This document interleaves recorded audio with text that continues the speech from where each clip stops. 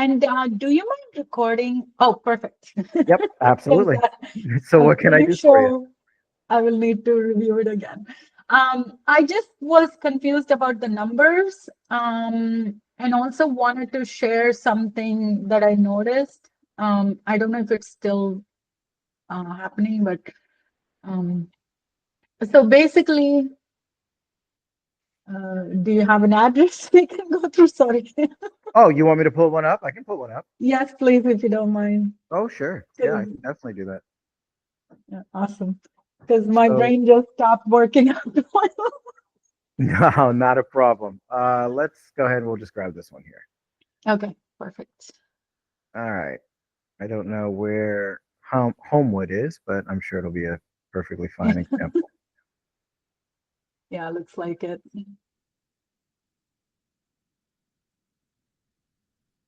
My question was, while it's loading, Hmm. both on the deal sniper and also the calculator.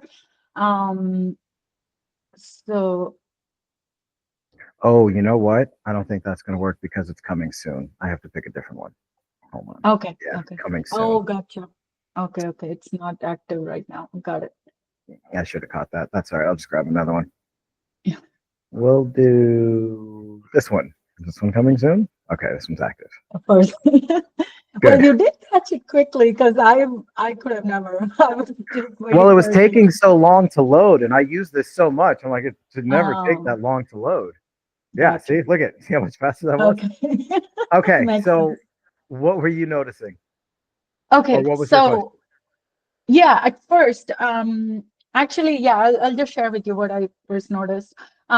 So one property that I pulled up, well, it was a little bit of a maybe a tricky situation. I don't know, because the property that I pulled up had a house in the front, so I assumed it was residential, but it was a commercial property.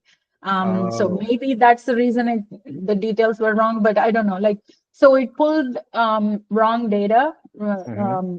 obviously for that reason, because I made the mistake. But now I tried to manually update. I still didn't realize, okay, after a few minutes, I just looked at it and I saw that, okay, the price is off. So let me go and update the price. So if you pulled up a property and if you also notice the price is off, how would you go about updating it here in the AI? What I would do is I would base all of this information off of the Okay. purchase price, and I would put whatever purchase price it's actually listed for.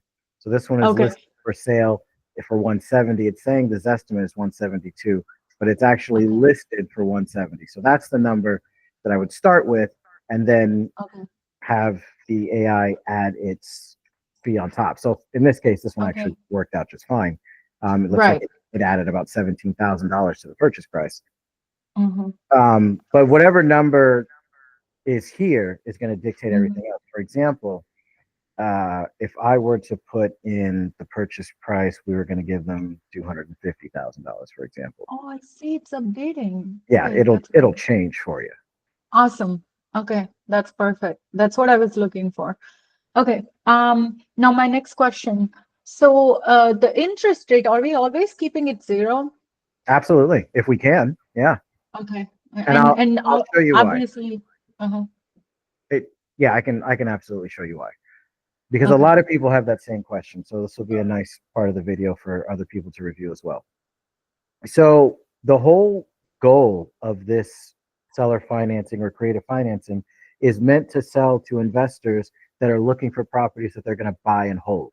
And they're going to buy and hold them, meaning they're going to rent them out and they're going to collect the cash flow every single year.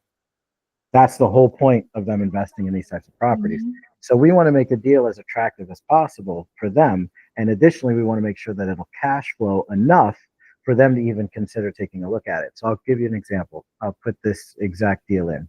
So 187, 174, 13. Okay, I'll probably just have to come back to it. It's all right. Mhm. 187,000, 174,000. This was 13,000.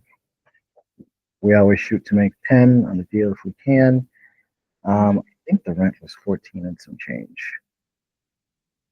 Nope, the rent was 13. Okay, so 13 monthly payment 500. So we go to the seller finance tab, monthly Mhm. payment 500. Oh, forgot to change the rent. 1300. I believe these were 2,244, I think. I pulled it up too. Let me quickly check. You don't have to go back and forth. Oh, that's okay. I'm just Um, about done. It's 2448, 2,448. Yeah. and then we've got 714. All right. Yep.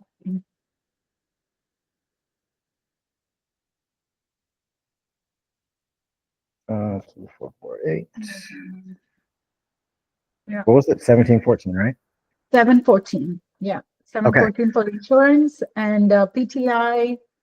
I don't know if you need Oh, we that. don't need that. No. Okay. So that's all you need. So basically, what I did is I Hmm. took the deal sniper numbers, and Hmm. you can really stop here. From this Hmm. part on Okay. down, you don't really need that. But I took the deal sniper numbers and I put them into the calculator, and it's Hmm. giving me a 13.68 entry percentage, which is good. And then it's Hmm. giving me a 15% cash on cash return. Hmm. Okay. Okay. So ask your question again, and then I'll apply it to this deal. Okay. My question is, if you go back, I know we aim for at least 10K assignment fee, but Mhm. I think AI only gave us 5K. Right. So this is just an estimate. Is that gonna matter? No, Okay. because I mean I can change Got it. this to, a million, $10 million. Yeah. It doesn't affect these numbers. We're never gonna let anyone know what our assignment fee is anyway. That's the real estate Right, agent, the right, seller, the buyer. They don't need to know what we're trying to make on the deal. right. So Okay. so that was your question though, was are we taking the Like, I estimated just estimate wanted to or know if that number would impact anything, like if we don't update. Yeah. not Okay. here? No. Okay. On Okay. the deal sniper, no. Now on deal machine, Mm-hmm. right now, this is built in at a 10%, or I'm sorry, $10,000 assignment fee. Oh, So okay. keep in mind this number here and this number here. Now I'm going to raise it. So you put Mm-hmm. your desired assignment fee here, and let's say you Mm-hmm. wanted $20,000 in the deal, Mm-hmm. and I go back to it. Well, that went up to almost Right. 18%, and that dropped all the way Mm-hmm. down to 11. So you could push the deal out for that, but it's not as Mm-hmm. attractive as it was with the $10,000 assignment. And then on the Right. other side, if I put a $5,000 assignment, Mm-hmm. Even now look more at the deal. attractive. It's even better. Mm-hmm. So it's really your style. Me, I think Mm-hmm. $10,000 is an absolute fair number. But if Mm-hmm. you want deals to go quickly, then you make them more Mm-hmm. attractive. The more attractive they are, the lower this Right. number is, and the Right. higher that number is. Okay. Okay.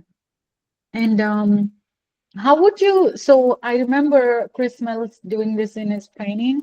Mhm. So he said when he reaches out to the buyer, he shares the same pretty much, the details that's in the email template. And but one additional thing he adds is the assignment fee. Mhm. So, and sometimes he also said you don't even mention the assignment fee. You just tell them, hey, here's the down payment, and you include the assignment fee as part of the down payment, right? Yes. So does anyone not ask, like, what if the buyer goes, why am I paying so much ahead of time? And then, like, does anyone ask, like, why is there a discrepancy? If someone like is really good with numbers, then what If would you say now? if they're new to investing into Mhm, creative deals, then they may ask because they don't understand. But mhm, basically, what you're telling them is the difference between if they went to a bank to buy this deal mhm. or if they come to you to get this deal. So if they go to a bank to Oh, buy the deal, they're going to have to put 20% down. They're going to have to credit run. They're going to have their assets checked. They're going to have to do the whole application process. They're going to have an interest rate, and their yes. cash flow is going to be much higher. So to go Mm-hmm, back to your original question on calculating the interest rate for a deal. So let's mm-hmm, say in this example, Deal Sniper gave us $500 a month, should be the monthly payment, mm-hmm, right? mm-hmm, So let's say the seller, the real estate agent, they want interest on the deal. We want 5% mm-hmm. interest. So what you do is Hmm. you go here, you put 5%, and then Hmm. this number will automatically change. So Right, now the new monthly payment is $934.07. So you go to right. the Seller Finance tab and you change this number to that number, Hmm. and then let's see Hmm. what cash on cash return does. Oh, wow. So that's why we keep interest at zero, because it directly affects the cash flow. If the Right, deal right. doesn't cash flow, there's no reason for an investor to ever buy it. Right. And also no bank is going to do that for you, right? There will never be like a 0%, payment plan. Um, I mean, you can, if they said that oh, they okay. wanted 2% interest on the deal, Uh-huh. that goes to 643. Let's see if that works. Mhm. But still right now I think the interest is around 5, 6, 7. The like market interest right now for Yes. an investment property, you're probably looking at like closer to 6.875 to seven and a quarter. Right. So they'll never get it for 2% is what I'm trying to like. Oh yeah, no, I'm you're talking just, about the buyer. Exactly. No, they will never yeah, get the it. buyer. Yeah. That's why they come to Because I'm wholesalers, because we have deals for them. It's actually a deal. right, right. I'm just thinking of like all the advantages. I'm making a mental note. So when I talk to someone and if they complain about the assignment fee, then I know exactly like what to say. That's what I'm thinking out loud. Well, everyone Um, has their own way to explain that to people. Me and my mhm, team, my disposition team, we don't disclose the assignment fee and this is the down payment. We don't say any of mhm, that. I usually mhm. this here. This is what it looks like for the buyer for this deal, Okay, right? okay. So if they want to buy this property, it'll cost them Mhm, $192,000. They'll seller finance mhm, $174,000. They'll have a $500 payment at 0% mhm. interest. And in order to get this deal, they have to come to the closing table with $21,840. I don't need to tell them that $5,000 of that is mine and eight and Right, $13,000. That doesn't matter.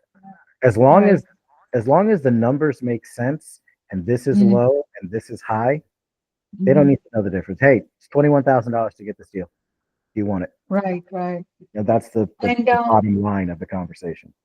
but how do or who takes care of paying you that amount though? If the buyer doesn't know, is that the title company who is aware what goes to the seller, what goes to the buyer, and how much you get? Correct. So you're going to use a title Okay. and escrow company for every deal. And so what you'll Mm-hmm. have is your purchase agreement between you and the seller. And then you'll have Mm-hmm. the assignment contract between you and the buyer. You take both of Right. those once they're all signed, you take those to title and escrow, and title and escrow knows what to do from there. And at closing, they'll disperse all the money. They'll give the $13,000 to the seller, they'll give the Mm-hmm. $5,000 to you, and they'll Mm-hmm. give the deed to the property and quote unquote pat give the keys over to the buyer. All Okay. that happens, you And don't have to do any of that. right. And has there been a situation where I'm sure you have to disclose the assignment fee separately in the purchase and sale agreement and also the assignment contract, right? Uh Has there been a sometimes you situation where, yeah. sometimes you can, but again, my team, we don't. When we're talking to the buyer, first of all, the seller has they don't care what the assignment fee is. I mean, we Right. still we still 'Cause- don't yeah, advertise it because it's a large sum right. of money, but Hmm. it's not coming out of their pocket, so they don't care. Right. But as Mm-hmm. far as the buyer is concerned, sometimes they may ask, most times they Hmm. don't. If it's a good deal, they don't care. They're happy to pay I for agree. getting such Yeah. a good deal. So they don't care as long as it's an actual good deal.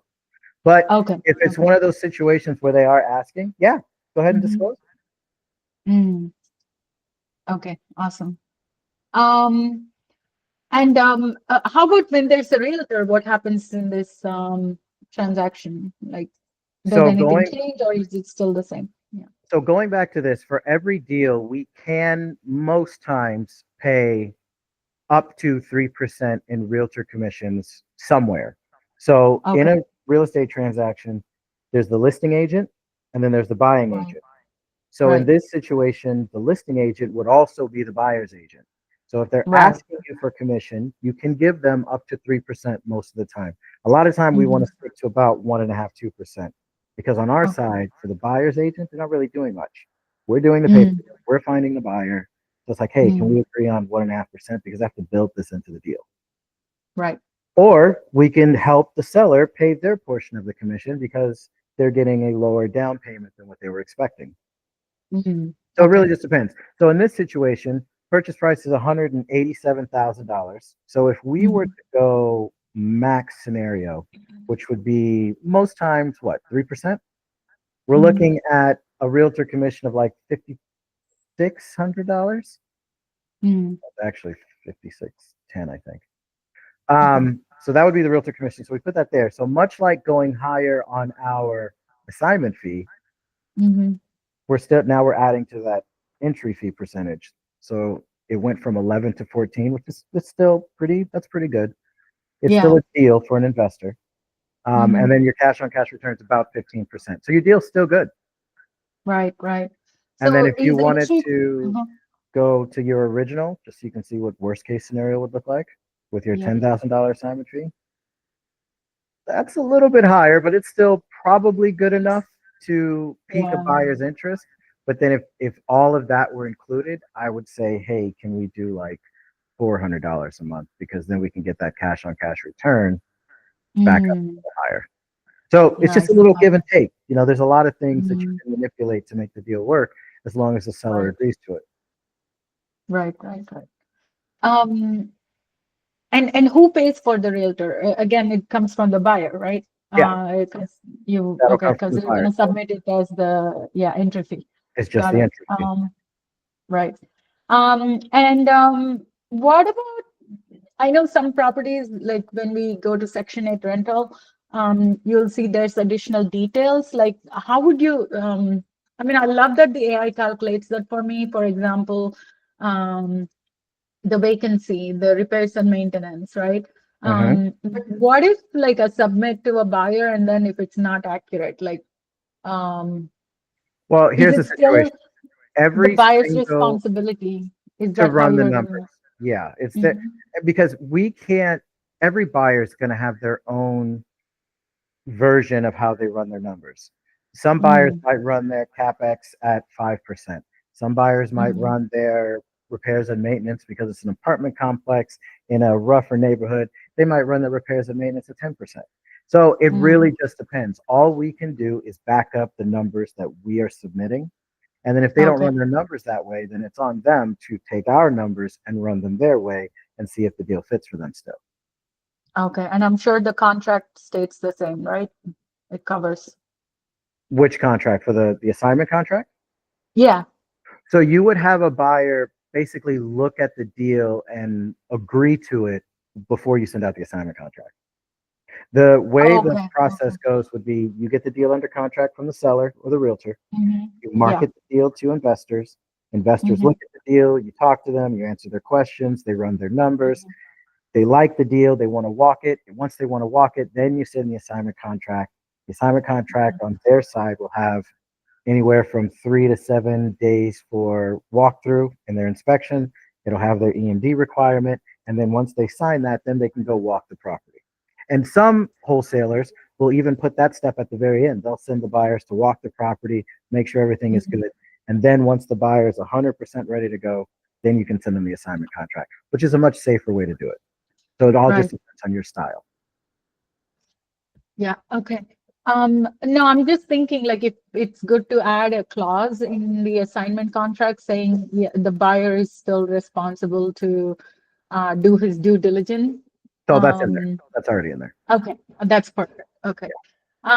The other question I wanted to ask, okay, that's great then. Like we're not responsible. Oh yeah. So is mobile homes something that we also consider doing with seller financing or because what threw me off is I looked at something, it looked like a great deal, but then there's this additional lot rent that Mhm. just threw the numbers off, way off. And Um, that's exactly the situation. So okay. you have to consider your exit strategy when you're looking at what deal you're going to get under contract. And by exit strategy, Mm, I mean put yourself in the buyer's shoes and say, hey, what is the buyer going to do with this? Is this mm, a good right. rental? Is this a good short-term rental? Is this a good midterm rental? What are they going to do? Mm, And what we found is that mobile homes move. you can absolutely find a situation where a mobile home could be a good seller financing fit. It's certain things Mm-hmm. fit, but what we're seeing is that mobile homes really aren't the best target for seller financing deals unless you're looking to Right. take them down for your own portfolio, and that's going to be your Mm. own little niche for marketing. It's just a bunch of mobile homes. I would stay Right. away Right. from them. Okay. Okay. And what about like I at least in the initial stages, I don't not wanna worry about discussing anything with the realtor because I see a lot of people complaining, them being rude and all. So what's your thoughts about starting with the for sale by owner listing first? You can do for sale by owner. The only issue with that, how new are you to Mhm. wholesale? Sorry, say that again. How new are you to wholesaling? Oh, I have done wholesaling land, but never homes and never creative financing or subto or any of those. So I've the only way done that you're, wholesaling land. Yeah. sorry, go ahead. No, I just wanted to say I only done wholesaling land. That's all. Talking to a seller is very different than talking to a real estate agent about uh, a, a creative deal. You have to explain it to Okay. them completely different. And that's because for the most part, real estate agents, they know what seller financing is immediately. Mm, Whether they mm, like it or not, they know what it is. They okay. know, for the most part, what subject to is. They know what a land contract is. They know what a lease option is. A lot of sellers don't know that stuff because it's not very mainstream yet. So you have Okay. to explain it to them in a different way versus explaining why this deal works for an investor to a real estate agent. So if you're going to go the Okay. FSBO route, you can absolutely do that. You just have to find a way to connect the more, and it's not really that hard of a concept to get to grasp once you get it. Hmm. But that's the thing; it's once you get it.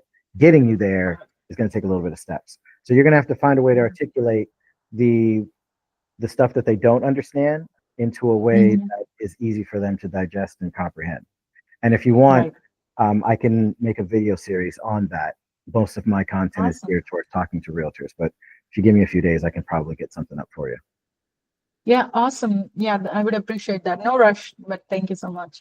Um, I I think that's all the questions I have. So I get it. Just to summarize, go after for sale by owner or realtor, homes that are older than 90 days old on the market. The other thing, the market. How do you identify what's the best market to get started at? And the second question is, do you do the same strategy as we do in wholesaling? Like, do you get your buyers first and then go after finding the sellers, or how would you do it? No, I primarily wholesale the deal. Like I do it traditionally. I find the deals, I get them under contract, and then I market those deals to whichever buyers are in my network that I feel would benefit from the deal. Mhm, mhm. What's your advice on to someone who's like me, who has no buyers? Um, like, what's your recommendation? How do I go about securing a deal and closing a deal successfully? Um, are you talking about just using Deal Sniper, right? Yeah. So if you're just using Deal Sniper, my suggestion is to make sure you understand the basics enough and then just send out offers. Just send out as many Okay. offers as you can at minimum 20 a day, 100 a week. Out of those 100, five of them will respond positively. Out of those five, you'll close and lock up two or three per week. Okay. So Okay. I would do Cool. that because you want to cast a wide net. Also, pick a market Mhm. and stick to it until you've Okay. exhausted all of the. So pick a state, go to the biggest cities in that state, make sure the population is over 500,000. I just DM'd you, by the way, the video for how to pick a market. So that's in your DMs right now. Okay. But pick a Perfect. market and then pick the biggest cities in there, stay there until you've exhausted Mhm. that market. A lot of people, Okay. they jump from market to market to market to market. I don't recommend that. You need to learn Okay. the market that you're in, so you need to stay in that market. whatever market it is. It can Okay. be nationwide, but just pick one and stick with it. Mm-hmm. Okay. And the other question is, just like wholesaling homes, I mean, I've again only heard this on YouTube videos when I was trying to learn wholesaling. So do you need to find out the state of the home, like how old is the roof? And is that something you need to know necessarily before submitting an offer? Well, 9 times out of 10, if you're pulling your properties from Redfin or wherever you're looking at them from, it's going to have Mm-hmm. the condition of the house, right? The house right here, and then there'll be a description of what's going on in the property. So you Mm-hmm. really shouldn't have to question that. And I would recommend looking for properties that are in relatively decent shape. They don't have to be as good as this. I would Okay. stick to the phrase dated but not broken and Mm, above. okay. Okay. Awesome. And the one you're looking at looks like it's not the entire home, it's just unit A. Mhm. Um, yeah, so does this qualify for, is this something a buyer would be interested in? Because it's a shared property almost. It's not, Yeah, um, absolutely. If it'll cash flow okay. and the terms are good, Uh-huh. assuming that Homewood, Alabama is a well-populated area, then yeah, I would feel pretty confident that you can get it moved. You just got to make sure it's a Okay. good deal. Okay. And I will have so many questions. Have you Just let me watched know the how long playlist do we yet? have? The- Have you watched the Deal Sniper 101 playlist yet? no, I don't think so. Maybe I Okay, should have done that first. Sorry. I'll DM that. Yeah, you should definitely watch that. It may take you, it's Okay. probably a couple of hours long. I'm not going to lie. But the Okay. information in there, it will answer 99% of any question you have, even the ones that you don't realize you have yet. Okay, awesome. I'll take a look. I'll let you go after this one last question. So about the real rent that I'm looking at on Deal Sniper, is that, where does the data come from? Like, do I have to verify on my own, or it's okay to just go ahead with whatever it's presenting?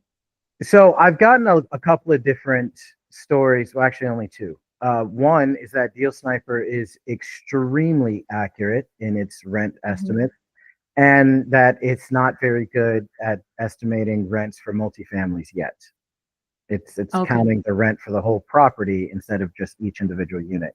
So it's pulling its data from a bunch of different places to come up with that estimated rent. And that's because we understood that just like comping properties or rehabbing properties, every investor is going to have their own way of determining what the rent is. So we pulled it Hmm. from a bunch of different information, a bunch of different places, scrubbed the data, and then Hmm. gave an estimate based off of what we were given. So from what I've Okay. been told and what I've seen, it's pretty accurate. Okay, awesome. That's all I need to know. And if you go back to Deal Sniper, um, yeah, under Section A, so the after repair value. So when you say it's, I forgot what the first name is, the first word is, but not broken, right? Like Yeah, it's dated but not broken. dated but not broken. Yeah. Mhm. So I'm sure it will need some kind of repair, right? Rehab. But here, if you see the price is the same as the offer price. Right. That's because you can't go off of, and this is Deal Sniper, Zillow, Redfin, Batch Leads, in my opinion, and I haven't used every platform out there, but this is Mhm. just pulling this estimate, and you Okay, can't okay, count this estimate as the ARV. You need to actually comp the property out. okay, But okay. when you're And doing a then it's, creative deal, the ARV doesn't really matter. oh, okay. See, that's what I wanted to know, because when wholesaling homes, they say consider the ARV as well, right? So that's, you know, Yeah, the why ARV I'm doesn't matter when not really when you're doing a creative transaction. awesome. I like that. And what if they have a mortgage? Um, Then that would become either a subject to or a hybrid. okay, okay, awesome. I think,